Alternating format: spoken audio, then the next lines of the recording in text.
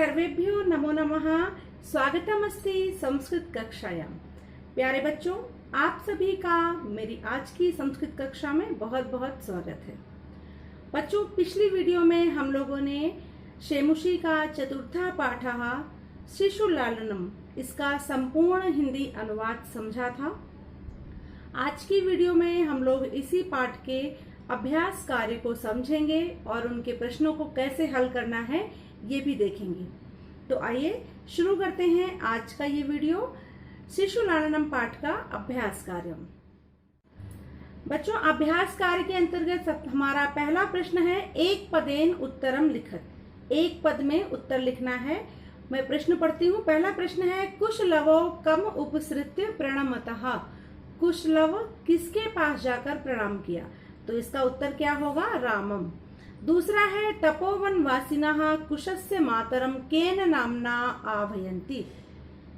कुश की माँ को तपोवन के लोग किस नाम से बुलाते थे? तो आप लोगों को याद होगा। इसका उत्तर क्या होगा? देवी। वयो अनुरोधात् कः लालनीया भवति। इसका उत्तर होगा शिशुजनः।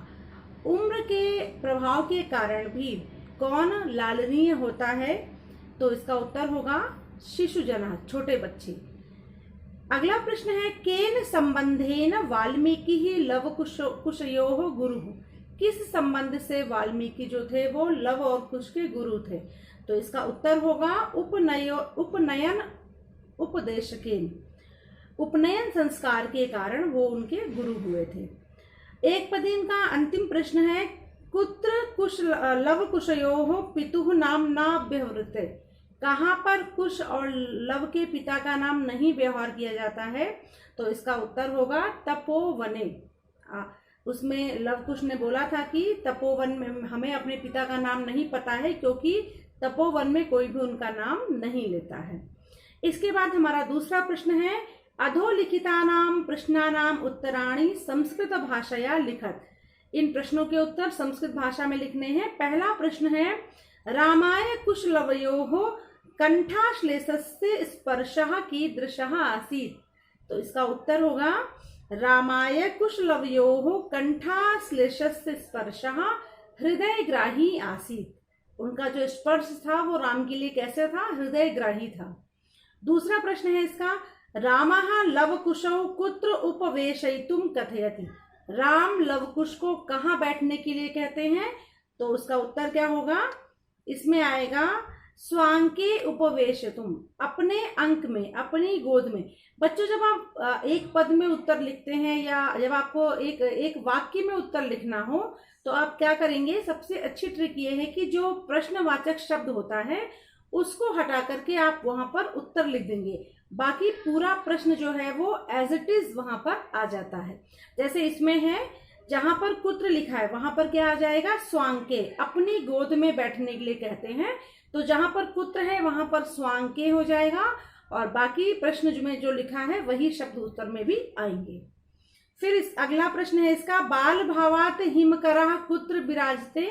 तो इसमें उत्तर में आएगा, बाल भावात हिमकरः पशुपति मस्तके विराजते। कुशलवयोः मातरम वाल्मीकि केन नामना आह्वयति। कुशलव की माता को वाल्मीकि किस नाम से बुलाते थे? तो यहाँ पर जहां पर केन है वहां पर हो जाएगा वधु इति नामना आह्वयति। कुशलवयोः वंशस्य कर्ता कः। कुशलवयों के वंश का कर्ता कौन था? वो किस वंश के थे? तो इसका उत्तर हो जाएगा सहस्रदीधितिः, अर्थात भगवान सूर्य। इसके बाद प्रश्न संख्या 3 देखते हैं। प्रश्न संख्या 3 में है, रेखांकित पदेषु विभक्ति तत्कारणं च उदाहरणानुसारेण निर्दिशत। रेखांकित पदों में विभक्ति बतानी है और उनका कारण भी बताना है कि इस पद में ये विभक्ति क्यों लगी है। पहला है, रामः लवकुशौ आसनार्थम उपवेशयति। यहाँ पर आसनार्थम को अंडरलाइन किया गया है। तो आसनार्थम शब्द में द्वितीय विभक्ति है। और क्यों है? क्योंकि यहाँ पर उप शब्द जो है उपसर्ग लगी हुई है विष धातु में। तो जब विष धातु के साथ में उपसर्ग आती है तो उसमें हमेशा द्वितीय विभक्ति लगाते हैं। इसके बाद है धिंग माम एवं भूतम। यहाँ पर माम को अंडरलाइन किया है। यहाँ माम शब्द में द्वितीय विभक्ति है, और क्यों है? क्योंकि धिंग शब्द का प्रयोग किया गया है साथ में। फिर है अंक व्यवहृतम अध्यास्ताम सिंहासनम। यहाँ पर सिंहासनम को अंडरलाइन किया गया है। सिंहासनम में भी द्वितीय विभक्ति है, और इसका कारण ये है कि यहाँ पर अधि उपसर्ग लगी हुई है आस धातु में, तो उसके साथ में हमेशा द्वितीय लगाते हैं। फिर है अलम अति विस्तरेण। यहाँ पर अति विस्तरेण शब्द में तृतीय विभक्ति का प्रयोग किया गया है, क्योंकि अलम के साथ में हमेशा तृतीय विभक्ति लगती है। फिर है रामम उपसृत्य प्रणम्य च। यहाँ पर रामम को अंडरलाइन किया गया है। रामम शब्द में द्वितीय विभक्ति है, और इसका कारण है क्योंकि उप उपसर्ग आया है श्री धातु में, तो यहाँ पर हमेशा द्वितीय विभक्ति होती है। इसके बाद आते हैं प्रश्न संख्या 4 पर। यथा निर्देशम उत्तरत। निर्देश के अनुसार आपको उत्तर देना है। हर प्रश्न में एक अलग निर्देश दिया गया है, उसको ध्यान में रखना है। जैसे पहला प्रश्न है जानाम्यहम तस्य नामधेयम अस्मिन् वाक्ये कर्तृपदम किम। इसमें कर्ता पूछा गया है, तो इसको अगर हम अलग करेंगे तो क्या हो जाएगा? जानामि अहम। तो यहाँ कर्ता क्या होगा? अहम।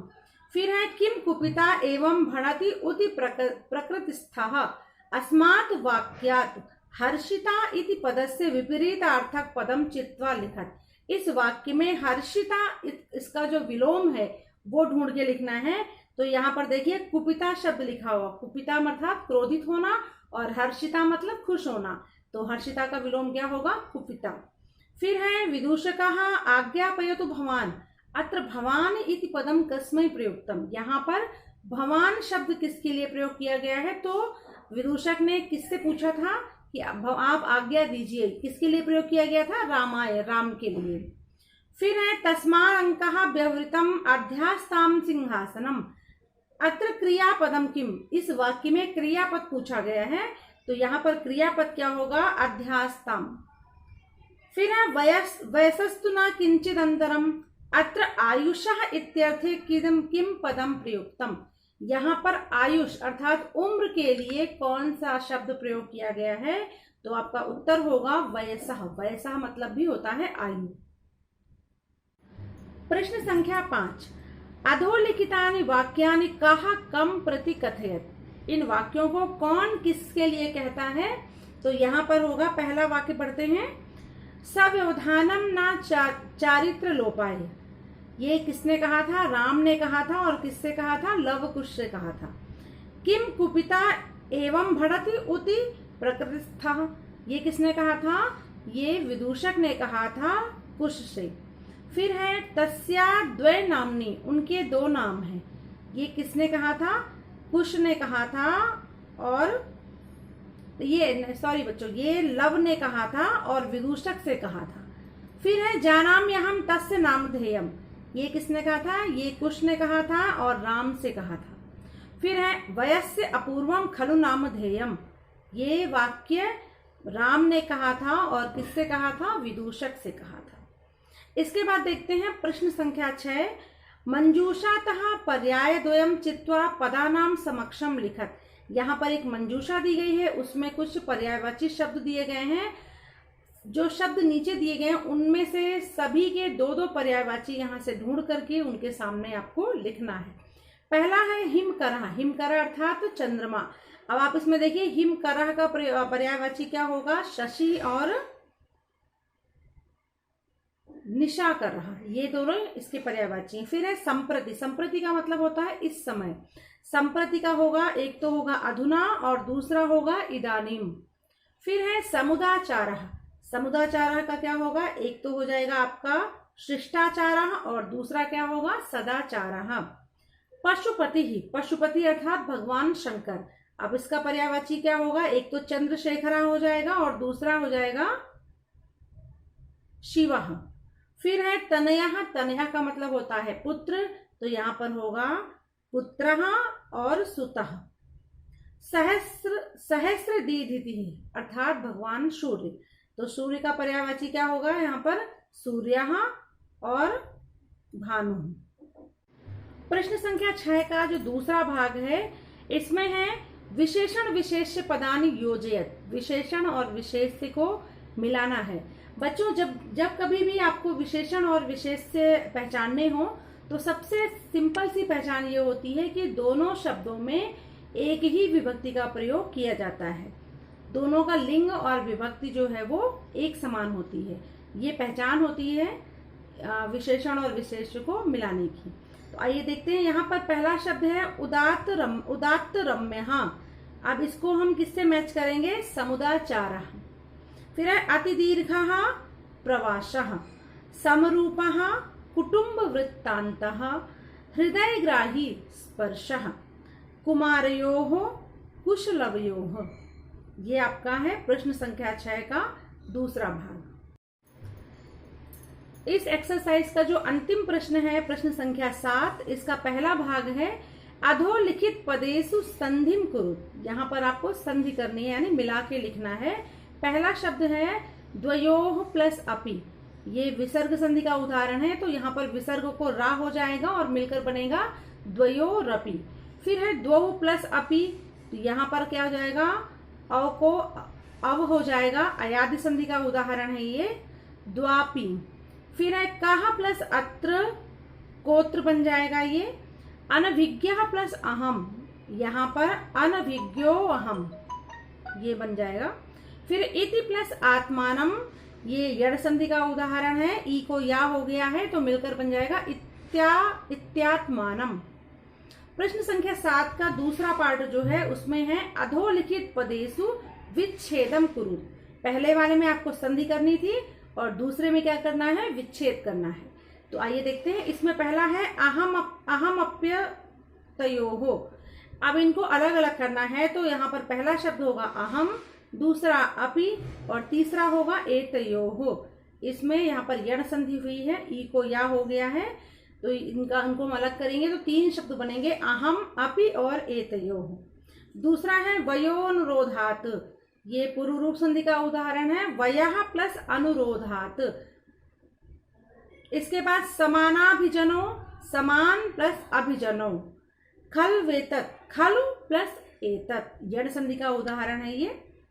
तो ये थी हमारी एक्सरसाइज पार्ट 4 शिशु लालनम का संपूर्ण अभ्यास कार्य, जिसको हमने समझा और पूरा किया। बच्चों आज हम लोगों ने पार्ट 4 का जो अभ्यास कार्य था उसको किया है, और बहुत से बच्चों ने मुझे कमेंट किया है कि आप जो MCQs क्वेश्चंस आएंगे इस बार फर्स्ट टर्म में, उसकी तैयारी के लिए वीडियो बनाइए। तो बच्चों अभी तक मैंने ये वीडियोस नहीं बनाए थे, इसलिए पहले मेरी कोशिश ये थी कि पहले मैं आपको पाठ समझा दूं, उसके बाद फिर मैं आपको उनके प्रश्नों की तैयारी कराऊं, क्योंकि प्रश्नों के उत्तर आप तभी अच्छे से लिख सकते हैं जब आपको पूरा पाठ अच्छे से समझ में आया होगा। तो अभी तक मैंने आपको 4 पाठ जो आपके इस बार आने हैं, एक उसमें रह गया है पंचमः पाठः जननी तुल्यवत्सला, वो मैं जल्दी ही करा दूंगी। तो अब अगली वीडियो में जो बनाऊंगी वो मैं आपके MCQs क्वेश्चंस के ऊपर बनाऊंगी। तो वो मैं स्टार्ट करूंगी प्रथमा पाठा से, उसके जो भी MCQs बनेंगे, जितने भी ज़्यादा से ज़्यादा बन सकते हैं, वो मैं आपको अगली वीडियो में कराऊंगी। तो अगली वीडियो को देखना ना भूलें, और आप सभी का मेरे चैनल को सब्सक्राइब करने के लिए, वीडियो को देखने के लिए बहुत बहुत आभार। आपके कमेंट्स जो हैं वो मुझे हमेशा कुछ नया करने के लिए उत्साहित करते हैं। ऐसे ही वीडियो को देखते रहें, पाठों को समझते रहें, और अपने कमेंट्स से हमें बताते रहें कि मैं जो काम कर रही हूँ वो आप लोगों को कितना लाभ पहुँचा रहा है। तो आप सभी को धन्यवादः। पुनः मिलामः। सर्वेभ्यो नमो नमः। जयतु संस्कृतं, जयतु भारतम्।